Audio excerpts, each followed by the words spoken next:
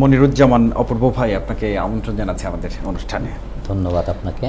আমরা আসলে সাম্প্রতিক বাংলাদেশ ও বর্তমান মিডিয়ার হালচাল নিয়ে কথা বলবো, তবে তার পাশাপাশি আপনার ব্যক্তিগত জীবন সম্পর্কে আমরা একটু নিজেরা জানতে চাই, দর্শকদের জানাতে চাই। আমরা আমাদের মূল প্রসঙ্গে আলোচনার আগে আমি জানি ব্যক্তিগতভাবে যে আপনার মিডিয়া নিয়ে কার্যক্রমটি শুরু হয়েছিল আমাদের বাংলাদেশের খুব জনপ্রিয় একটি ম্যাগাজিন অনুষ্ঠান, বর্তমানে একটা ঐতিহ্যবাহী অনুষ্ঠানে বলা চলে ইত্যাদি।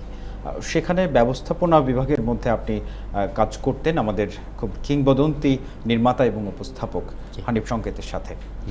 সেখান থেকে আপনার মিডিয়ার কার্যক্রমের শুরুটা, যদিও তার আগে নানান রকম সাংগঠনিক কাজে আপনি জড়িয়েছিলেন।